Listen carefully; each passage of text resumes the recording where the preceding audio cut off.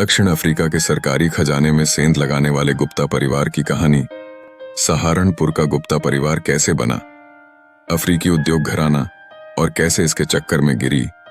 अफ्रीकी सरकार ने एक प्रोजेक्ट का ऐलान किया जिसका मकसद था रंगभेद की वजह से पहले दरकिनार कर दिए गए छोटे दर्जे के काले किसानों और पशुपालकों को एक सहकारी यानी कोऑपरेटिव की मदद से तरक्की की राह में जोड़ना। और ये साजिश इतने बड़े स्तर पर रची गई थी कि दक्षिण अफ्रीकी राष्ट्रपति को भ्रष्टाचार के इल्जामों के चलते इस्तीफा तक देना पड़ा। कौन है यह परिवार और क्या है गबन? भ्रष्टाचार और महाघोटाले की यह कहानी कुछ ही साल पहले शुरू हुई थी, लेकिन इसकी जड़ें बहुत पुरानी थीं। इस कहानी में आगे बढ़ने से पहले आपसे एक ही रिक्वेस्ट, आपने हमारे चैनल यूके सनलाइट को सब्सक्राइब नहीं किया है तो कर लीजिए। असल में शिव कुमार गुप्ता सहारनपुर का एक व्यापारी था जो मामूली किराना सामान का व्यापार करता था। इस धंधे में गुप्ता कुछ खास मसाले दक्षिण अफ्रीका के मेडागास्कर और जांजीबार से मंगवाता था। साउथ अफ्रीका के साथ इस परिवार का पहला संबंध यहीं से बना। गुप्ता के बेटे बड़े हुए तो उसने व्यापार बढ़ाने के लिए 90 के दशक में पहले अपने बड़े बेटे अजय को चाइना के बाजार में पैर जमाने के लिए भेजा, लेकिन अजय नाकाम रहा। फिर किसी तरह दूसरे बेटे अतुल को साउथ अफ्रीका भेजा गया ताकि वह वहां व्यापार में तरक्की कर सके। अतुल ने अपने दिमाग, मेहनत और प्रतिभा से कामयाबी हासिल की और 1994 में उसकी मार्केटिंग कंपनी ने 8 मिलियन रैंड का टर्नओवर हासिल किया। सिर्फ 3 सालों में अतुल की कंपनी बहुत बड़ी हो गई और 1997 में उसकी कंपनी ने 16 मिलियन रैंड का कारोबार किया, यानी कि भारत के हिसाब से 48 करोड़। तब इस कंपनी का नाम सहारनपुर से जोड़ते हुए बदलकर सहारा कंप्यूटर कर दिया गया। अब अतुल के पांव साउथ अफ्रीका में जम चुके थे और पूरा परिवार उसके साथ जुड़ने के लिए साउथ अफ्रीका पहुंच गया और धीरे धीरे सब उसी देश के नागरिक हो गए। अतुल गुप्ता कंपनी बड़ी होती चली गई और माइनिंग, सोना, कोयला, हीरा, स्टील, वाहन निर्माण जैसे कई तरह के कारोबारों में अलग अलग नामों से गुप्ता परिवार की कंपनियां खुलने लगीं और देखते ही देखते गुप्ता परिवार साउथ अफ्रीका के सबसे बड़े उद्योगपतियों में शामिल हो गया। इतनी बड़ी सोसाइटी में शामिल होते हुए क्रिकेट, फिल्म और राजनीति की तमाम बड़ी हस्तियों के साथ गुप्ता परिवार के संबंध गहरे होने लगे थे और गुप्ता परिवार ने कई मौकों पर इन हस्तियों के साथ अपने संबंधों की नुमाइश भी की। साउथ अफ्रीका के हाई प्रोफाइल सर्कल में गुप्ता परिवार का नाम आ चुका था और खुले तौर पर यह परिवार दक्षिण अफ्रीकी राजनीतिज्ञ जैकब जुमा का नजदीकी बन चुका था। जैकब साल 2003 के आसपास दक्षिण अफ्रीका के उपराष्ट्रपति थे। जैकब के साथ गुप्ता परिवार के संबंध छुपे नहीं थे बल्कि साफ जाहिर थे। जैकब के राजनीतिक प्रचार और प्रसार में गुप्ता परिवार फंडिंग का खास स्रोत बन चुका था। इसके साथ ही गुप्ता परिवार जैकब के साथ ही साउथ अफ्रीका की कई आला हस्तियों को समय समय पर महंगे तोहफे देकर बिजनेस रिलेशन को और मजबूत करने की तरकीब अपनाता रहा था।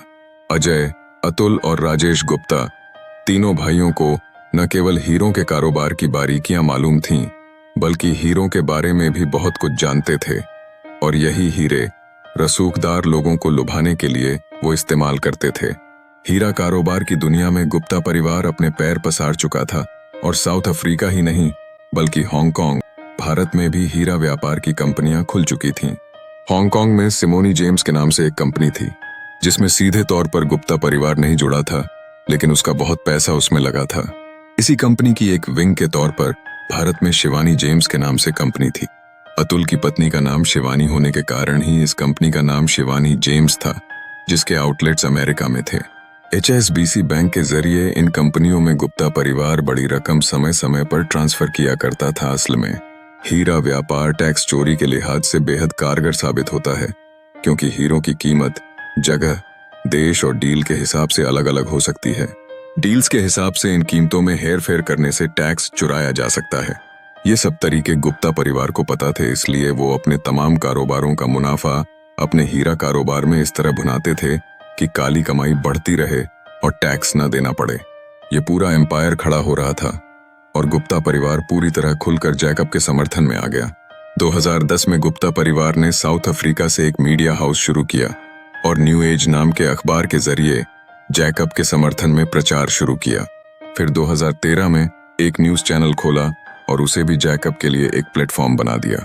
इस पूरे खेल में जैकब खुलकर शामिल नहीं हो सकता था, इसलिए उसका बेटा डुडूजन गुप्ता परिवार से जुड़ा था और बिजनेस में पार्टनर भी बन चुका था। जैकब जुमा, जैसे हमारे यहाँ अमित शाह जैसा, साउथ अफ्रीका, दुबई, स्विट्जरलैंड जैसी जगहों पर कई आलीशान बंगले रखने वाले गुप्ता परिवार ने जैकब को तोहफे में बंगले भी दिए थे, और बाकी कीमती तोहफे तो अलग थे ही। गुप्ता परिवार की इतनी वफादारी का बदला चुकाने की बारी अब जैकब की थी। जैकब साउथ अफ्रीका के राष्ट्रपति बन चुका था और गुप्ता परिवार सरकार के पीछे हावी था। आला अफसरों की नियुक्तियां, सरकारी कॉन्ट्रैक्ट्स में हेरफेर, रिश्वत का बंटवारा और सरकार के तकरीबन हर अहम काम में गुप्ता परिवार का पूरा दखल था। आलम यह था कि जैकब की सरकार को शैडो गवर्नमेंट यानी गुप्ताओं के साए में चल रही सरकार तक कहा जाने लगा था। जैकब झूमा के साथ बढ़ते रिश्तों के कारण गुप्ता परिवार को जुप्ता परिवार भी कहा जाने लगा था। गुप्ता और झूमा परिवारों के रिश्तों पर मीडिया और तंत्र की निगाहें जमी रहने लगी थीं। अब साल 2013 में एक सरकारी स्कीम बनी जिसका मकसद था सहकारी तंत्र यानी कोऑपरेटिव के जरिए उन छोटे दर्जे के काले किसानों और पशुपालकों की तरक्की करना जो रंग भेद की वजह से पहले दरकिनार कर दिए गए थे। साउथ अफ्रीका की एक बड़ी आबादी को इस प्रोजेक्ट से बेहद फायदा हो सकता था। इस प्रोजेक्ट के तहत ऐसे किसानों को ट्रेनिंग देकर उन्हें बड़ा मुनाफा दिलवाना था। इस प्रोजेक्ट के लिए गुप्ता परिवार की कंपनी एस्टिना प्राइवेट लिमिटेड को ठेका मिला। ठेके के साथ ही सरकारी खजाने से इस प्रोजेक्ट के लिए करोड़ों अरबों की रकम जारी किए जाने के प्रस्ताव को मंजूरी मिली। गुप्ता परिवार को इस प्रोजेक्ट के लिए यह रकम कुछ ही किश्तों में मिल जाना तय था।